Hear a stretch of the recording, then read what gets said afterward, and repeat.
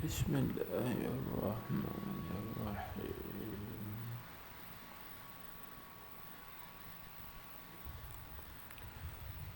الحمد لله رب العالمين،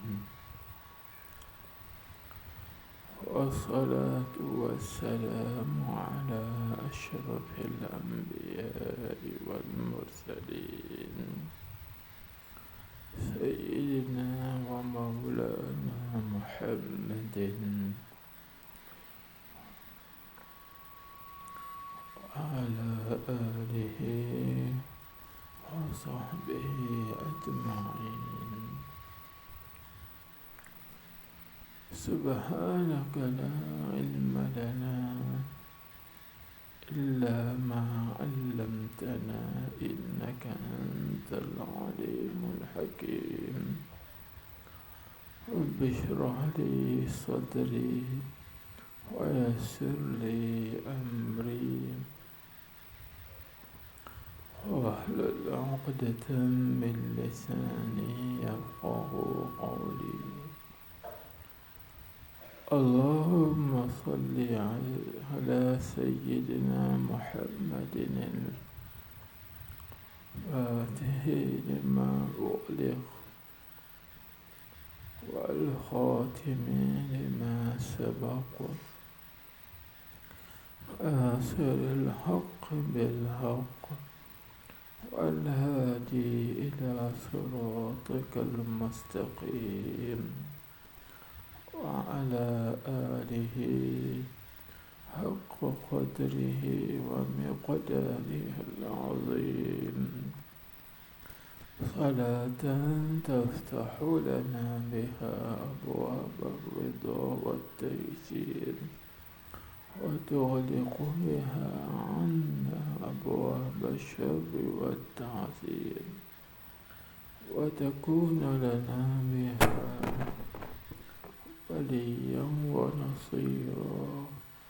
أنت ولينا ومولانا، ونعم المولى ونعم النصير.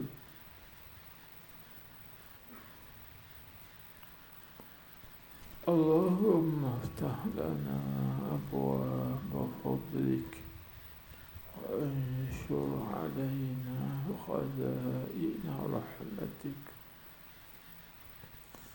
اللهم افتح علينا فتوح العارفين وفقهنا في الدين وعلمنا التأويل برحمتك يا أرحم الراحمين، وبجاه سيد الأولين والآخرين. أما بعد،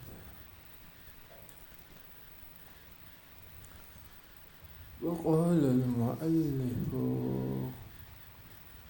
حفظه الله تعالى ونفعنا به وبعلومه وبركاته في الدارين آمين يا رب العالمين. Kata muallif, katanya bertaubat kepada Allah ila akhir. Bermula taubat itu atas 3 bagi. Pertamanya, taubatul muridin al-mubtadi'in, taubat daripada muharramat sekalian muharramat. Alhamdulillah, puji dan syukur kita kehadrat Allah Subhanahu wa Ta'ala di atas rahmatnya, hidayah dan taufik daripadanya kepada kita semua dapat hadir di dalam majlis ilmu pada malam ini. Jadi pada malam ini ikut giliran kita hikam teriyakhiyah. Maka dalam kitab ni kita kutip bungun 10 hikam daripada 10 orang ulama sufi, ulama Rabbani, menjadikan dia sebagai penawar bagi hati kita. Teriyakhiyah itu bukan kata riak, tapi teriyakhiyah itu maknanya asyifa ad-dawa asyafi, iaitu obat penawar yang menyembuhkan. Mudah-mudahan dengan kita mempelajari hikam ini sedikit sebanyak, kita dapat mengurangkan sakit hati kita atau dapat mengikiskan dosa-dosa hati kita yang banyak itu. Di hikmah yang pertama, kita mendukilkan perkataan hikmah Asy-Syaikh Ahmad At-Tayyib bin Al-Bashir radhiyallahu anhu, seorang wali qutub maghribi. Beliau ada kitab hikam dia yang namanya kitab hikam At-Tayyib. Banyak hikam dia. Maka kita mengambil kata-katanya, salah satu daripadanya iaitu awalul maqamati fi tulqi alillahi at-taubatu lillah waltizamu ta'atillahi bi khawfillah was-sabru ala muradillah wal-zuhdu fi ma siwallah. Yang di mana dia menyebut permulaan segala maqam, pada segala jalan kita nak menuju kepada Allah Ta'ala itu, mula-mula sekali kita berjalan kena bertaubat kepada Allah. Macam itulah.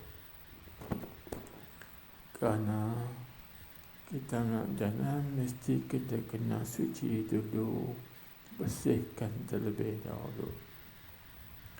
Ini dia ambil daripada mana? Cuba kita tengok dalam peristiwa Isra. Maka Nabi kita Muhammad sallallahu alaihi wasallam sebelum diisrakan, maka Nabi kita dibawa oleh malaikat Jibril alaihissalam, lalu membelah dadanya. Dibuangkan di dalam dadanya itu segumpal daging, segumpal darah warna hitam. Kemudian diisikan di dalam dada Nabi kita Muhammad itu iman, hikmah, sifat halim dan juga ilmu lain lagi. Itu nisbah bagi Nabi kita Muhammad sallallahu alaihi wasallam. Sebelum Nabi kita nak berjalan, maka Nabi kita disucikan terlebih dahulu. Adapun nisbah bagi kita umat Nabi Muhammad sallallahu alaihi wasallam, sebelum daripada kita nak berjalan ke jalan Allah Subhanahu wa ta'ala, maka iaitu taubat.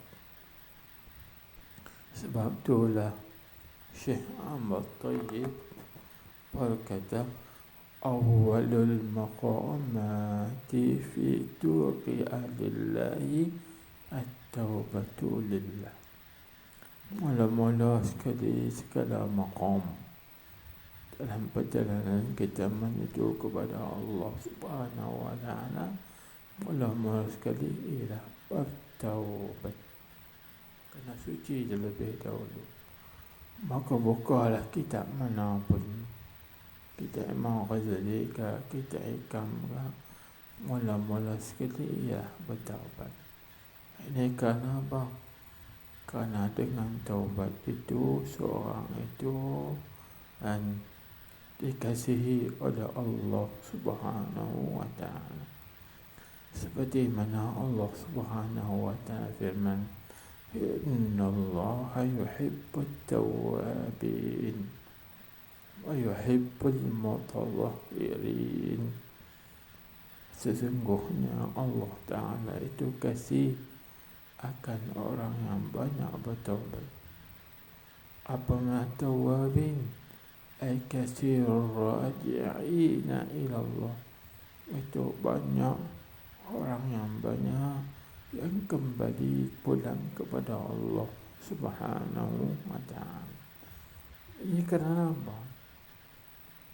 Kerana orang yang bertaubat itu suci daripada dosa, seperti mana dia tak ada dosa. Sebagaimana dalam hadis Nabi kita Muhammad sallallahu alaihi wasallam bersabda, At-taibu minaz zambi kaman la zamba lahu. Hadis ini diriwayatkan dari Imam Jalaluddin As-Suyuti. Bermula orang yang bertaubat daripada dosa itu seperti orang yang tidak ada baginya dosa. Cuba tengok, kedudukan orang yang bertaubat itu seperti orang yang tak ada baginya dosa. Cuci bulan, jadikan putih, tak ada kotoran. Maka bila putih dan bersih, baru perjalanan dan jadi lancar, jadi elok, tak semput-semput dan juga tidak ada masalah. Baik. Jadi pada malam ini kita nak berjalan menuju kepada Allah Ta'ala. Pertama, kena taubat. Yang kedua, kena taat setia menjunjung perintah Allah Subhanahu wa ta'ala. Dan yang ketiga, kena sabar. Dan yang keempat, kena zuhud pada perkara yang lain daripada Allah Subhanahu wa ta'ala. Ini perjalanan kita nak menuju kepada Allah Subhanahu wa ta'ala. Baik, kita tengok dulu. Katanya, yakni kata Syekh Ahmad Tayyib bin Al-Bashir radhiyallahu anhu, bertaubat kepada Allah ilah. Baik. Maka kata tuan kita ni, kata bermula taubat itu atas 3 bahagi. Jadi tuan-tuan puan-puan, sebelum kita nak membahagikan bahagian taubat, maka kita ambil tahu dulu apa makna taubat. Ringkas, taubat pada bahasa maknanya kembali.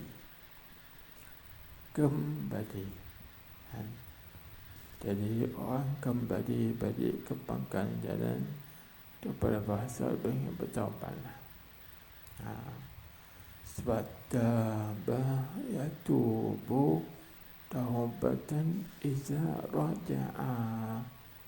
Maknanya segi bahasa, taba yatubu taubatan, maknanya iza raja'a, apabila kembali ia, apabila pulang ia. Itu makna taubat dari sudut bahasa. Dapat tahu balik itu taubat. Maka taubat pada bahasa itu lebih umum. Sekali lagi kita nak taubat, sebab tuan-tuan lagi kepada Malaysia lagi semua nak pulang balik ke rumah kan. Jadi taubat semua tuan-tuan dah bertaubat belakang nak pulang balik ke rumah tu bertaubat kan. Malam ni kita main pondok Gajah Seraya. Sedikit lepas pengajian lagi aku nak balik ke rumahku. Kita bertaubat itu pada bahasa. Adapun pada istilah syara, taubat itu iaitu ma istajma'a fi salasu arkanin. Mastajma'a fihi salasu arkanin, iaitu barang yang terhimpun padanya 3 rukun. Bila cukup 3 rukun ni baru dinamakan taubat pada istilah syarak. Tu. Apa dia 3 rukun tu? Yang pertamanya iaitu an-nadam. Dia menyesal. Dia menyesal kerana Allah Subhanahu wa ta'ala. Caranya selesai kerana Allah, bukan kerana sesuatu yang lain. Kalau kerana yang lain daripada kerana Allah, tidak sah. Cara yang kedua, dia kena meninggalkan maksiat yang ia bertaubat daripadanya itu. Al-iqla', dia kena meninggalkan, cabut maksiat yang ia bertaubat daripadanya. Kalau dia taubat tapi dia buat pula nampak tak sah taubatnya, tinggalkan dia kata macam kalau kita kutip tumpang, kutip tumpang tu baru mana taubat sungguh. Dan yang ketiga, berazam. Al-azmu alla ya'uda ilaihi abada, iaitu dia berazam bahawa dia tidak kembali mengerjakan dosa yang dia taubat itu. Kalau dia lepas taubat, dia ada cita-cita, dia ada angan-angan dalam hatinya, aku nak buat balik, aku nak buat balik, ada nak buat balik, maka itu tak dinamakan taubat. Bila berhimpun 3 rukun ni, maka sahlah taubat dia. Maka pada kita baik 3 rukun ni, yang ni jika dosa dia antara dia dengan Allah Subhanahu wa ta'ala. Adapun kalau dosa dan maksiat itu bersangkut pun dengan manusia, maka dia kena tambah 1 rukun lagi, iaitu raddul mazalim, kena kembalikan balik benda yang dia buat zalim itu. Kalau dia ambil barang orang, dia kena bantah balik barang orang itu. Kalau barang itu ada lagi, dia minta maaf, minta halal. Tapi kalau barang itu tak ada, dia kena ganti. Kalau dia boleh ganti, kalau dia ganti, dia minta cara dengan mana, dengan orang yang dia buat salah. Gitu. Ini ringkas.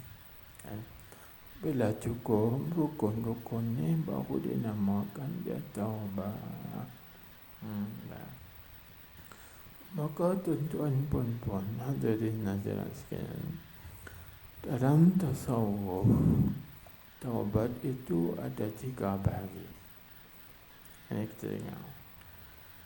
Bermula taubat itu atas 3 bahagi. Pertamanya, taubatul muridin al-mubtadi'in. Terjemah, iaitu taubat para murid yang mula-mula baru belajar. Yang permulaan. maka taubat murid taubatnya daripada apa? Iaitu daripada muharramat sekalian muharramat. Muharramat itu segala perkara yang diharamkan oleh Allah Ta'ala. Segala perkara yang diharamkan oleh Allah Ta'ala, dia kena tinggalkan, dia kena bertaubat. Itu dah kata segala perkara yang diharamkan oleh Allah Ta'ala. Itu bukan satu, banyak. Segala benda yang diharamkan dalam bab, tengok, dalam ibadat kena tinggalkan, dalam muamalat kena tinggalkan. Perkara yang diharamkan dalam pernikahan dan nikah kahwin juga kena tinggalkan. Perkara yang haram dalam bab jinayat juga kita kena tinggalkan. Saya kata semua aspek. Perkara yang diharamkan dalam ibadat, apa perkara yang haram dalam bab ibadat, dia kena taubat. Begitu juga ada juga perkara yang diharamkan di dalam bab muamalah, maka jangan dikerjakan. Dan begitu juga ada perkara yang diharamkan dalam bab jinayah, kena tinggalkan. Begitu juga dalam hudud, kena tinggalkan. Terakhir berapa bab tu? Itu. Jadi kita tak menjangan nak tahu dia kena mengaji fiqh, dan kena mengaji fiqh dalam bab ibadat. Apa benda yang dikirkan oleh Allah Subhanahu Wa Taala dalam bab ibadat, dan apa pula yang dicegah oleh Allah Ta'ala dalam bab jinayat, dalam bab muamalat, dan dalam bab siasah dan sebagainya, maka dia kena bertaubat. Kalau tak bertaubat dia kena buat dia tak sampai. Banyak orang kita hari ini nak jalan kepada Allah, tapi dosa-dosa kita tak selesai lagi. Dosa kita dengan Allah Ta'ala, kita tak bertaubat, jangan lemah. Pada dosa kita sesama kita pula kita tak bertaubat juga. Macam mana kita nak selesai? Kita kerana kita ada tanggungan. Nak jalan kepada Allah Ta'ala ni, kalau boleh tak mau bagi ada sangkutan, biar sangkut takut.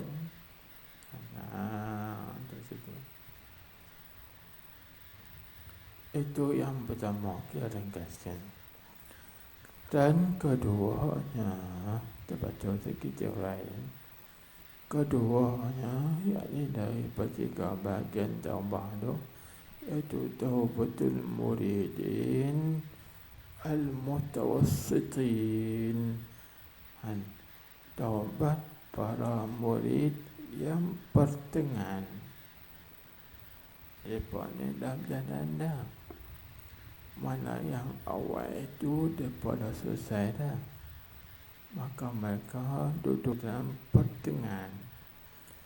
Maka ketika mereka pertengahan, mereka kena apa? Iaitu taubat daripada makruhat sekalian,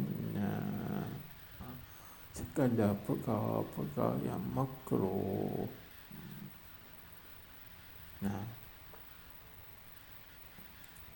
Kalau begitu, ada qaul ulama yang kata isya Allah haram, dia kena bertaubat daripada isya Allah. Baik, dia kata pula, aku pakai qaul ulama yang kata isya Allah tak makruh, pun juga kena bertaubat dari benda-benda yang makruh. Apa lagi benda yang makruh? Banyak lagi benda yang makruh.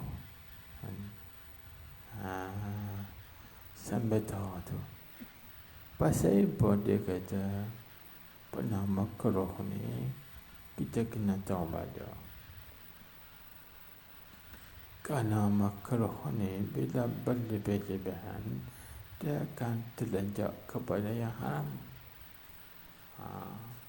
Sebab tu dah kita bertaubat dari benda makruh. Bila taubat benda makruh, insya-Allah benda yang haram kita dapat. Dan tadi kita taubat dari benda-benda yang haram, makruh kita buat lagi. Kemudian kita naik satu darkah lagi, iaitu kita bertaubat benda yang makruh. Kita bertaubat benda yang makruh, haram dapat dah. Kerana yang makruh itulah bila kita melampaui mengejarnya dan nak membawa kepada yang haram. Dapat benda yang makruh. Baik. 2. Maka benda yang haram para rasul, para nabi alaihi wassalatu wassalam mereka tak buat. Dan pada yang makruh pun mereka tak buat. Kita ini disuruh ikut para nabi dan para rasul. Maka perjalanan ulama sufi adalah perjalanan para nabi-nabi dan rasul.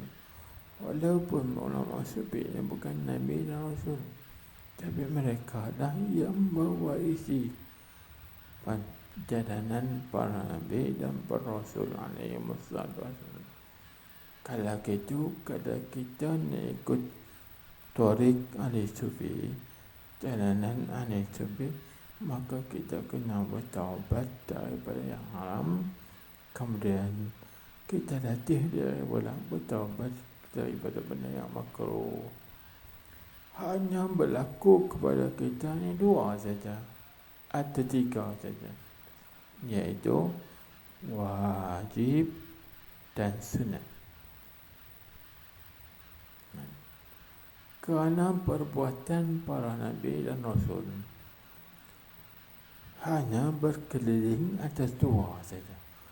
Wa imma perbuatan mereka, perkataan mereka wajib, wa imma perbuatan mereka atau perbuatan mereka sunat. 2 tu, tak ada yang ketiga. Maka kita ni kalau begitu nak ikut jalanan ulama-ulama sufi, kena buat 2 tu. Perbuatan kita, perkataan kita, gerak-geri kita ini yang berkaitan antara wajib dan sunat. Yang tu jangan bagi ada haram sama sekali. Lah walaupun makruh tu tak besar, tapi dengan makruh tu jadi sia-sia. Ulama sufi kita membuat benda yang sia-sia, yang tak ada faedah. Apa yang mereka buat itu kelakuan mereka antara wajib dan sunat, dapat pahala. Itu ya. Maka di sini dah kita kena melatihkan diri. Lalu babi awal lah, lebih-lebih lagi kalau benda tu yang harus. Walaupun benda tu harus, boleh buat, boleh tak buat, tapi ada apa pada harus. Kerana wajibnya kita kata, bila kata benda tu harus, takut kita ni lalai dan hanyut di dalam perkara yang harus, akhirnya membawa kepada orang bahasa tak ada faedah. Cuba kita tengok berapa ramai orang yang kata harus benda tu ada. Daripada harus tu tetap melampaui kepada haram,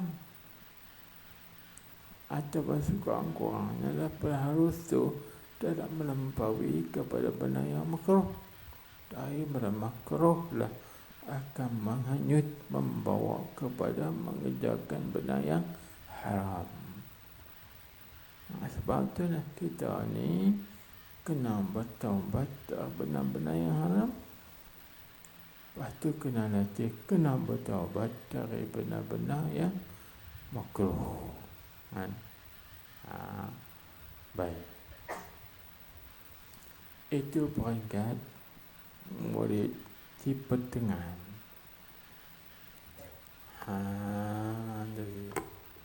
Baik. Dan yang ketiga daripada 3 bagi, iaitu taubatul muridin al-wasidin, iaitu taubat murid yang sampai mereka itu kepada Allah. Jadi murid yang dah sampai kepada Allah, dia taubat daripada apa? Iaitu dia taubat daripada setiap kelalaian daripada Allah Ta'ala.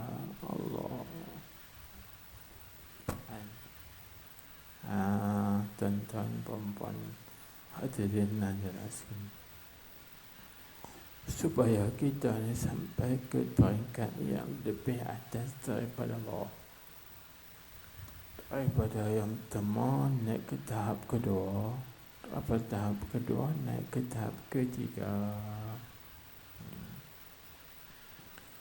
Biasa tak kita dengar? Ini pertama sekali saya buat kelak. Saya tak pernah kelak ni. Saya buat kelak. Orang yang lupa pada Allah Ta'ala itu orang yang fasik.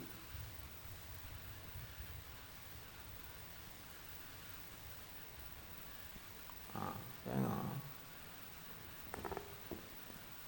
Kalau satu jam dia lupa pada Allah Ta'ala, 1 jam dia fasik.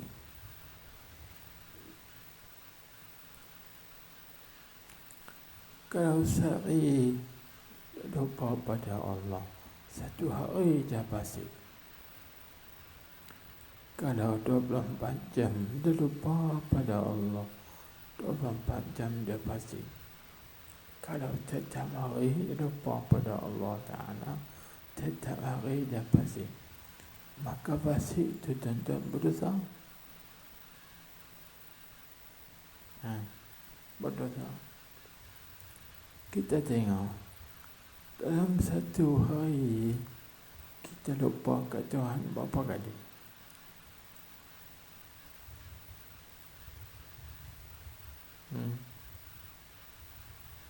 Ini kita kaji berapa kali?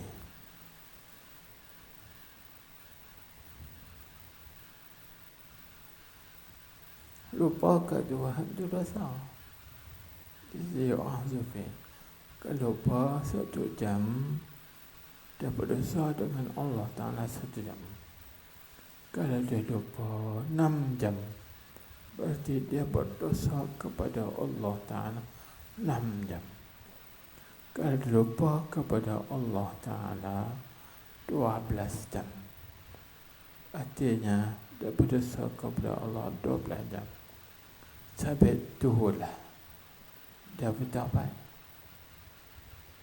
Kita lupa ke Allah Ta'ala bukan 2 jam, bukan 3 jam.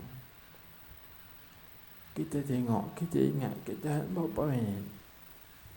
1 minit 2, lepas tu lupa. Dan semayang pun kita lupa ke Tuhan, maka kita berdosa. Kena bertaubat.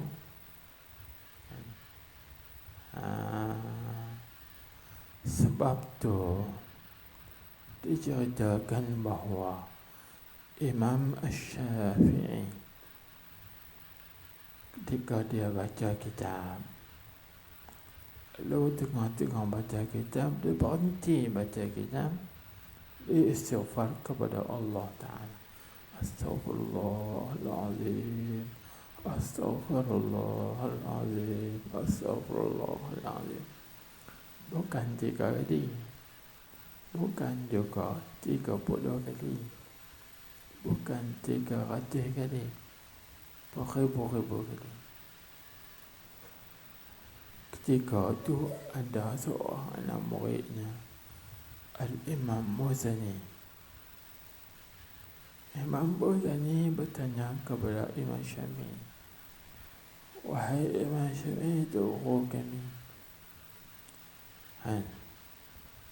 pasal apa engkau beristighfar tengah mengajar, tetapi engkau berhenti mengajar, engkau istighfar, astagfirullah, astagfirullah, astagfirullah. Kami tak tengok engkau keluar pun daripada bilik mengajar berbuat maksiat. Kenapa engkau ni beristighfar? Olehnya orang beristighfar ni ialah bila dia buat dosa dan dia sabar maksiat. Engkau tu dalam bilik ni, mana illa bi majlisina, kami tak tengok engkau, melainkan engkau duduk dalam majlis ni. Bukan engkau keluar pergi kata orang, bukan engkau pergi mengumpat orang, bukan engkau pergi maki orang. Tak ada. Masa engkau mengajak pun engkau tak kata Quran, engkau tak fitnah orang. Untung tu kau tidak memberi kira kau mengajak betul. Pendek kata pada pandangan kami engkau tak buat maksiat. Tapi soalannya, kenapa engkau istighfar?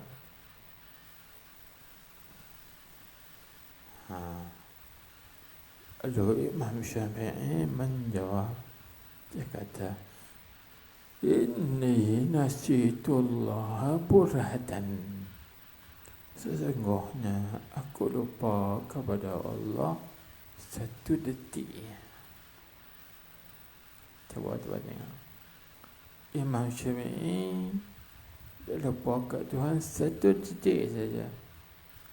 Itu dosa dia 1 detik, tapi dia ribu-ribu kali. Kerana apa?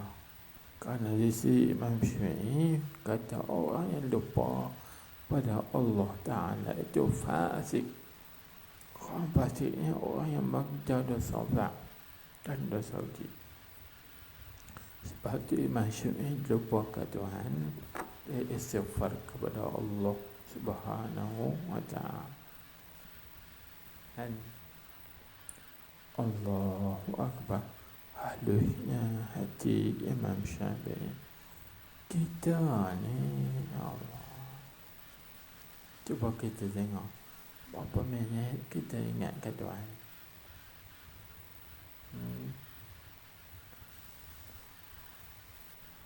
Pagi tadi waktu lepas subuh, berapa minit kita ingat ke Tuhan?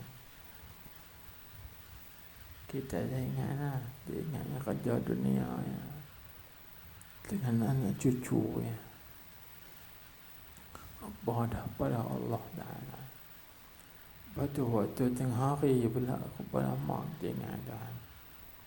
Sampai dah semayang pun kita dah ingat ke Tuhan. Habis datang, sedangkan kita semayang untuk ingat Allah. Aqimis salata li zikri, jadikanlah semayang untuk mengingati aku. Cuba-cuba kita semayang, dan semayang kita diingat Tuhan. Kita diingat benda lain, ingat projek kita, ingat program kita, ingat cita-cita kita, bahni nak pergi mana, bahni nak buat apa. Allahu Akbar. Ni lah. Maka Imam Syafi'i orang yang sampai kepada Allah Ta'ala, maka taubat dia iaitu daripada setiap kelalaian daripada Allah Ta'ala. Kita kena ingat ke Tuhan tu setiap masa, setiap detik, setiap ketika. Sebab itulah dikatakan amal yang paling afdal sekali ialah zikir. Kerana zikir itu amalan yang tak berwaktu. Bahkan dia ada setiap waktu, setiap saat, setiap ketika. Di mana tempat kita berada, di masa mana kita berada. Dan itulah amalan para Nabi. Sebab tu kata amalan yang paling mudah dan amalan yang paling afdal dan amalan yang paling dekat kita kepada Allah Ta'ala ialah zikrullah, mengingati Allah Subhanahu wa Ta'ala. Ini sebagaimana yang ditanyakan oleh Sayyiduna Ali radhiyallahu anhu wa karrama wajhah. Ditanya kepada Rasulullah sallallahu alaihi wasallam, ya Rasulullah, ayyul a'mali ashaluha wa afdaluha wa aqrabuha ila Allah. Ya Rasulullah, apakah amalan ashaluha yang paling mudah, wa afdaluha dan juga yang paling afdal, wa aqrabuha dan pendekat kepada Allah Ta'ala. 3 soalan.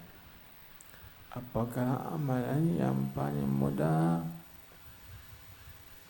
dan apakah amalan yang paling afdal, besar pahala, dan apakah amalan yang paling dekat kepada Allah Subhanahu wa Ta'ala. Maka jawab Rasulullah sallallahu alaihi wasallam, ya Ali, alaika bimulazamati zikrillah. Hendaklah engkau sentiasa zikir Allah. Itu amalan yang paling mudah. Pasal apa kata mudah? Pasal dia amalan tak ada waktu. Kalau semayang, kita nak semayang kena masuk waktu dulu. Ada pun zakat, tak ada waktu. Di mana-mana waktu kita boleh berzikir. Kan? Di tempat mana pun kita boleh berzikir. Tengah mengaji pun kita boleh berzikir. Zikir hati. Hati, ya Allah, Allah, Allah, Allah, Allah. Kan? Tengok.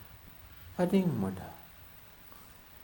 Dan juga amalan zikir ni tak perlu kepada wudu, kalau wudu lagi bagus.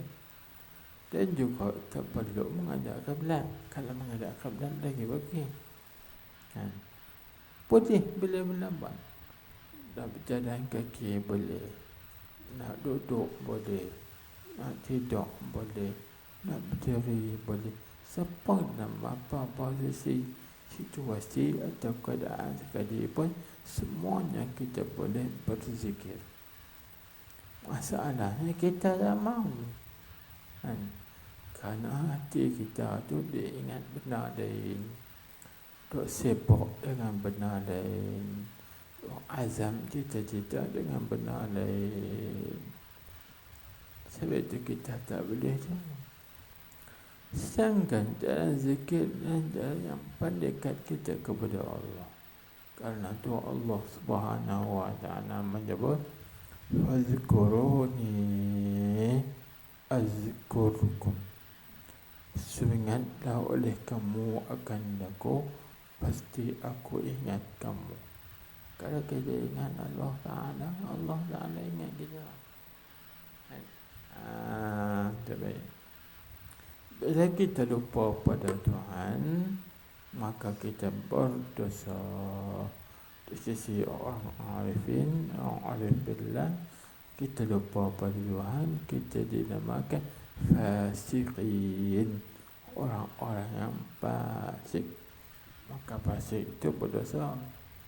Itu dia bertaubat. Sebab itulah Imam Syafi'i dia bertaubat. Astagfirullah, astagfirullah, astagfirullahaladzim. Habis. Boleh faham? Maka latih tu bila hati kita ni bagi zikir hati, zikir qalbi. Allah, Allah, Allah, Allah, Allah, Allah. Cuba kita latih. Ambil masa dalam sehari, latih tubi dulu setengah jam atau 10 minit. Lepas esok pula tambah lagi 15 minit. Lepas tu kita tambah lagi 30 minit. Kita tambah lagi sejam. Allah, Allah. Bagi hati kita hidup dengan zikir Allah. Sambil berjalan, sambil bawa kereta, sambil naik motor, semuanya kita ingat Allah, Allah, Allah, Allah, Allah. InsyaAllah kita sampai kepada Allah Subhanahu wa ta'ala.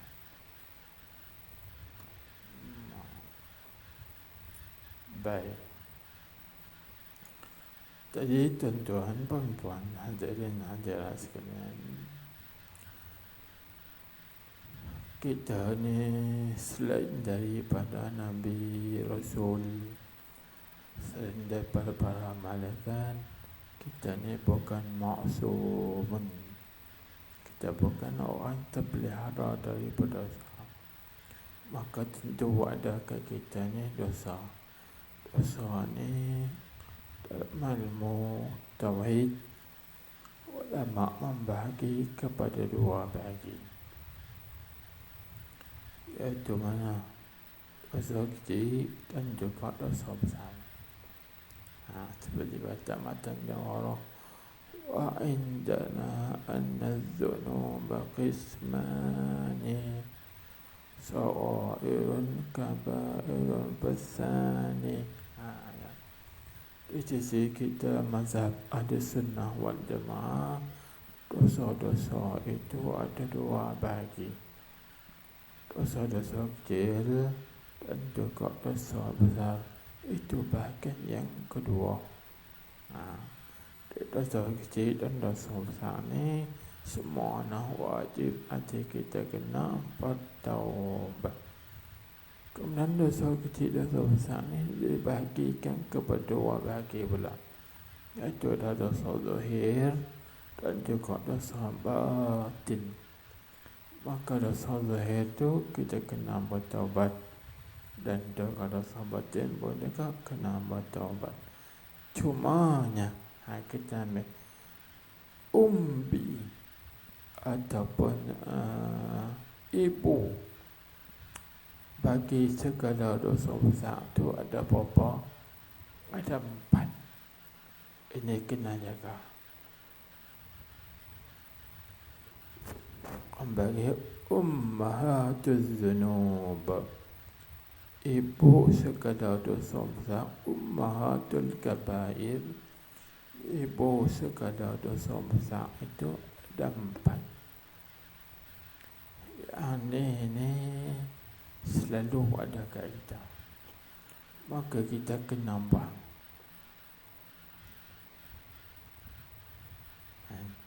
Siapa pun ada kaya.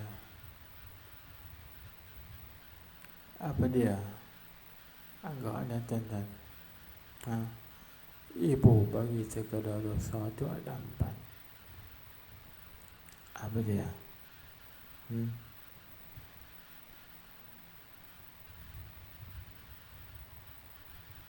Tak perasan. Sebab kita duk perasan, kita baru. Lepas tu kita tak perasan, kita buat dosa. Sebab kita perasan, kita baik dah. Sebab kita perasan, kita orang soleh dah. Sebab kita perasan kita orang mengaji dah. Aku mengaji, takkan aku nak bangun.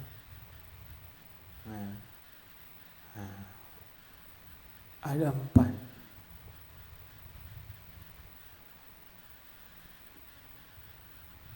Apa dia? Pertama, ana. Yang kedua, nahnu. Yang ketiga, di. Yang keempat, inti.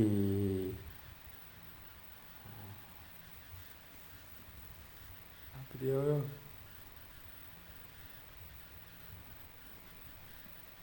Ana, nahnu, li, indi. Arabnya iaitu saya. Banyak orang kita dok mengaku saya, ana, aku, atau ana. Dan yang kedua, kami, nahnu, kami. Ini kami yang baik, kami yang atok ni, kami yang susun ni, kami. Nahnu, itu 2. Dan yang ketiga, li. Ini pada pandangan aku, pendapat aku, pikiran aku, li. Yang keempat, indi, di sisi aku. Kita banyak ni, kalau tak ada indi di sisi aku tu mungkin kita tak ada. Dan juga li pun berbeza. Tapi kalau kami, aku, itu banyak. Maka dalam 4 ni yang paling besar sekali apa? Dosa yang paling besar sekali dalam 4 ni. Tak kenal juga. Mana kita tak ambil bahan, atau kita tak buat. Sebab tu bila kita buat, lepas tu kita tak ambil bahan. Aku dah buat benda tu.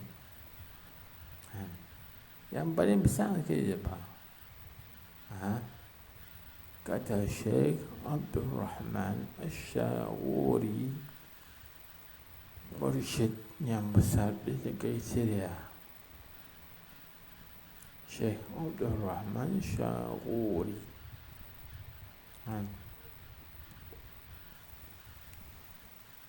Mati dah, tua dah. Orang bersih, kuih. Mujahadah dah sangat kuat. Ya Allah. Syekh Abdul Rahman Ash-Shawuri, dia kata, a'zamun najasati ana. Najis, dosa-dosa yang paling besar sekali, iaitu berkata aku yang buat ni, aku itu, aku ini, aku buat ni dan sebagainya. Orang yang mengaku aku dosa besar sekali. Besar sekali. Pasal apa kita kata 4 ni jangan kita sebut. Cuba tengok dalam Al-Quran, siapakah orang yang mula-mula berkata ana?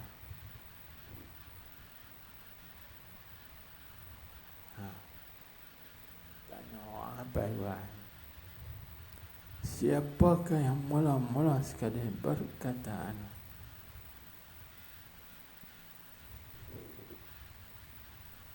Iblis. pelayan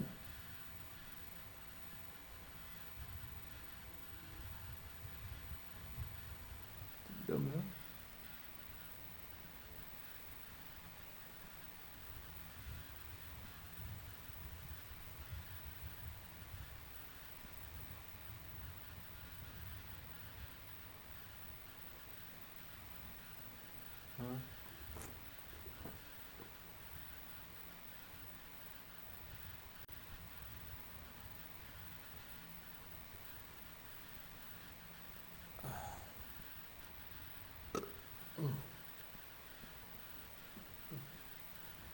mana angkat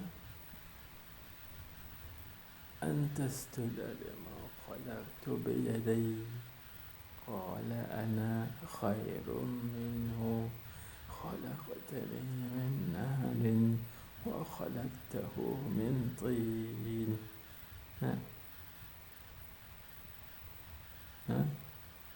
Surah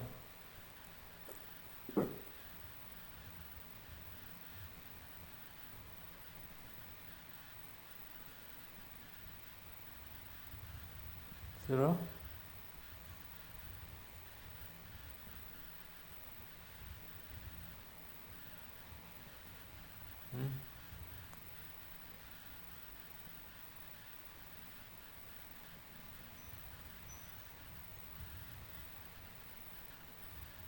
Hanya Surah Jadi orang yang mula-mula bercakap dengan anak aku tu iblis. Maka orang yang kita mengaku aku, baik jadi aku. Jadi kita menyerupai iblis. Tidak salah. Pada pandangan ulama tasawuf menganggap itu dosa. Sebab orang yang mula-mula bercakap dengan anak, itulah iblis laknatullahi alaih. Ketika dia ditanya, ma mana'aka an tasjuda lima khalaqtu biyadai, apakah yang menegahkan dikau wahai iblis? Ma mana'aka an tasjuda, apa yang menegahkan dikau? Ma mana'aka an tasjuda lima khalaqtu biyadai, apa sebab engkau ni terhalang, tertegah, tak mau sujud kepada Nabi Adam alaihi salam? Qala, kata iblis, ana khairum minhu khalaqtani min narin wa khalaqtahu min tin. Kata iblis, aku lebih baik daripada Adam. Engkau ciptakan aku daripada api, dan engkau ciptakan Adam daripada tanah. Tanah dengan api dah lebih baik. Tu sombongnya iblis. Maka macam itulah di sisi tasawuf wajib kita kena bertaubat daripada perkataan aku dia. Dan kita tanya pula, siapakah orang yang mula-mula berkata dengan nahnu?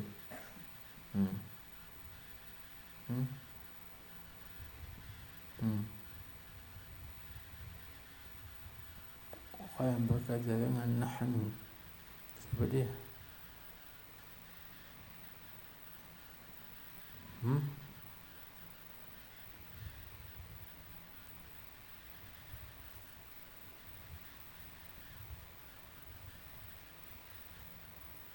Dalam Quran.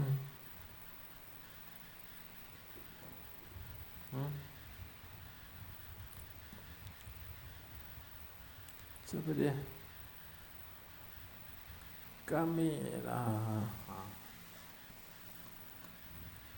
Syaitan, siapa dia yang atur program ni? Janji elok kami ni.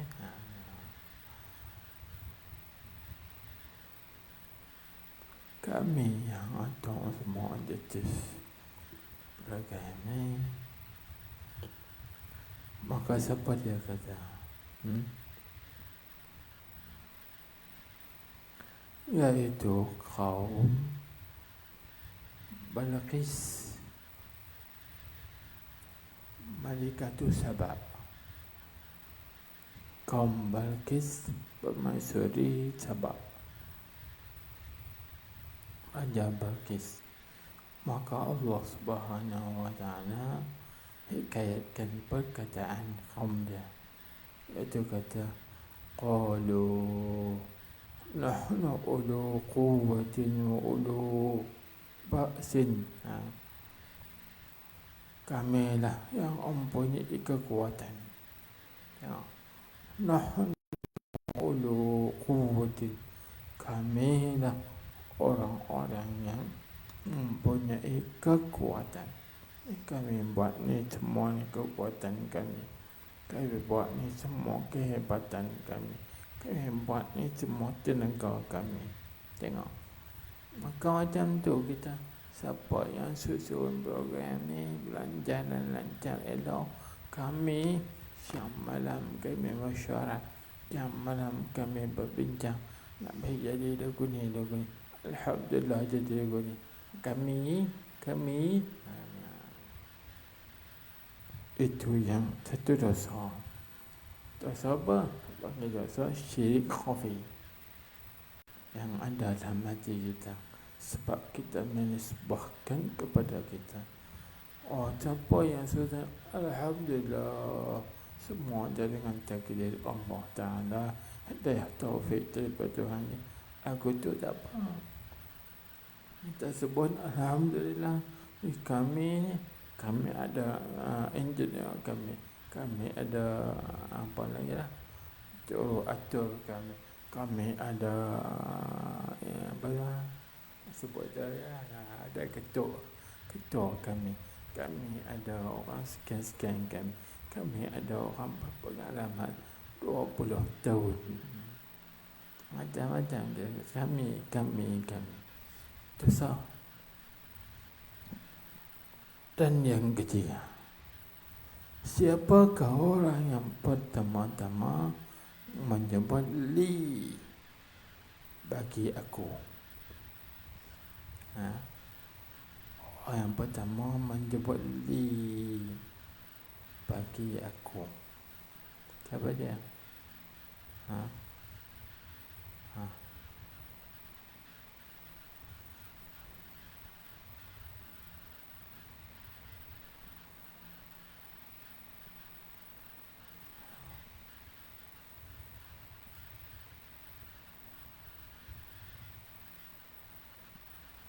Apa dia?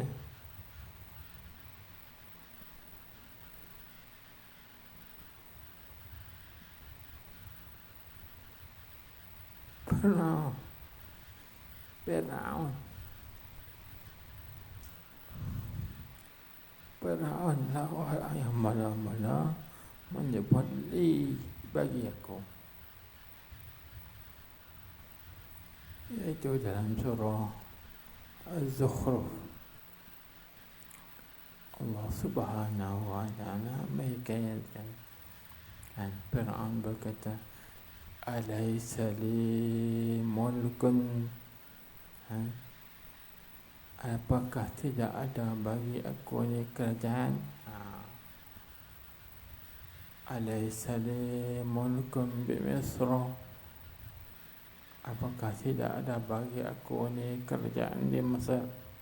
Firaun yang mula-mula sebut li. Dan tengok surah Az-Zukhruf ayat 5. Dan begitu juga, siapakah orang yang mula-mula menyebut indi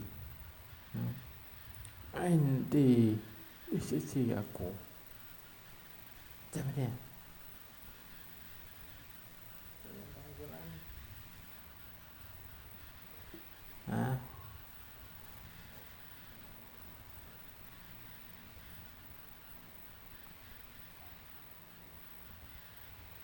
Orang yang mula-mula sebut di sisi aku.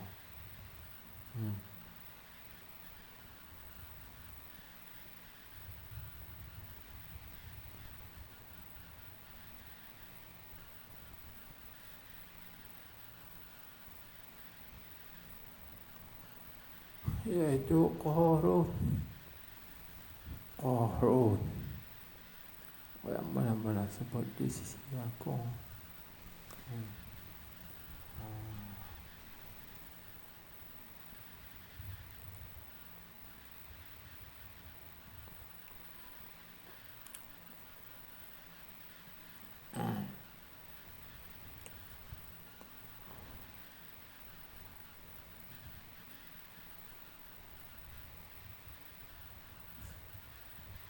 Itu pada yang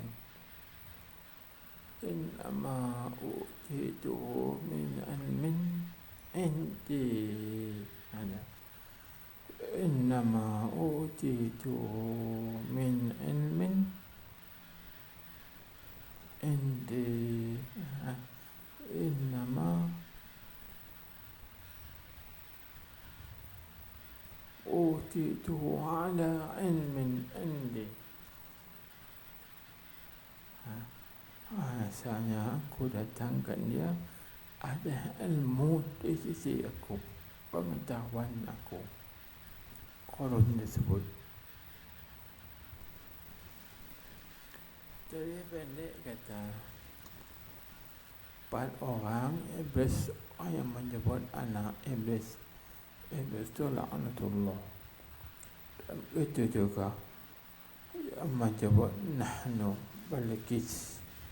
Ajar kaum Balqis itu menyembah berhala, kan? Dan begitu juga yang menyebut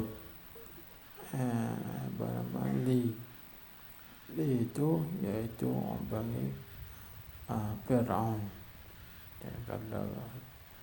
yang disebut. Dan juga yang menyebut Inji iaitu Qarun. Semuanya itu bukan orang yang beriman dengan Allah Subhanahu wa ta'ala, bahkan orang yang kufur dengan Allah. Maka jangan kita ulang menyebut perkara-perkara itu. Wajib di atas kita kena bertaubat. Habis. Inilah, jadi kesimpulannya, hendaklah kita bertaubat daripada segala dosa kecil dan juga dosa besar. Dan juga kena bertaubat daripada dosa syirik khafi, syirik yang tersembunyi. Kerana seorang itu nak berjalan, nak menuju kepada Allah Subhanahu wa ta'ala, mesti dalam keadaan bersih, mesti keadaan suci, baru dia dapat kesucian. Kerana nak masuk dalam hadrat Allah Ta'ala, tak dapat tidak, mesti dalam keadaan suci. Kalau kotor tak boleh. Seperti mana berlaku kepada Sayyidina Musa alaihi salam. Ketika Nabi Musa alaihi salam nak pergi kepada Wadi Tur, pada Nabi Musa nak masuk Wadi Tur, Tuhan kata, ya Musa, ikhla'na alaik. Hei Musa, kau kena cabut kasut engkau. Pasal Nabi Musa disuruh oleh Allah Ta'ala cabut kasut dia, kerana kasut Nabi Musa itu najis. Pasal najis, iaitu kerana kasut Nabi Musa AS dibuat daripada kulit himar, kulit bangkai himar diantak di samak. Maka dia masuk ke wadi tua itu suci. Jadi kalau masuk benar najis, benar tidak baik. Maka Allah Subhanahu wa ta'ala suruh tanggalkan kasut. Lalu Nabi Musa tanggalkan kasut, dia tuk di tepi wadi dia, baru dia boleh masuk. Demikianlah juga kita ini, kalau kita nak masuk dalam hadrat Allah Subhanahu wa ta'ala, kena suci. Kalau kita kotor, kita tak boleh masuk dalam hadrat Allah Ta'ala. Macam itulah juga hadirat yang haysiyah ni, masjid, tuan-tuan kotor, baju kotor, selut penuh, kadang ngetik lemut, jadi boleh tak masuk dalam masjid? Tak ada benarkan masuk dalam masjid. Bahkan kena buang semua pakaian kotor tu, pakai pakaian yang suci, pasti mandi, pakai wangi, baru dibenarkan masuk ke dalam masjid. Jadi nak sampai kepada Allah Ta'ala ni mesti dalam keadaan suci. Maka tuan-tuan ambil 4 kaedah. Seorang itu tidak akan hasil sesuatu pun daripada maqam yang 4 ini sampai kepada Allah, melainkan dia kena buat 5 perkara atau 4 perkara. Yang pertama, dia kena takasub, berusaha, bersungguh-sungguh, berusaha. Dan yang kedua, tatallub, menuntut cari, berusaha bertuntut cari. Dan yang ketiga, ijtihad, bersungguh-sungguh, jangan main-main. Dan yang keempat, riyadah, dia kena latih tubi. Tak latih tubi tak boleh. Dan yang kelima, dia kena takhliyah. Ini dia kena membuang semua kekotoran, najis-najis, baru dia dapat tahliyah. Lepas daripada lepas tadi, insya-Allah baru dia dapat tajalliyah. Itu 7 lapis. Nak sampai kepada tajalli, kena takasub, berusaha. Lepas tu kena tatallub, kena mencari. Lepas tu ijtihad, bersungguh-sungguh. Lepas tu riyadah, latih tubi. Lepas tu takhliyah. Lepas tu baru dapat tahliyah. Lepas tu baru dapat tajalliyah. Boleh terjadi. Tuan-tuan balik buat tu lah. InsyaAllah ta'ala, mudah-mudahan berjaya. Katanya iltizam, Allahu a'lam bishawab.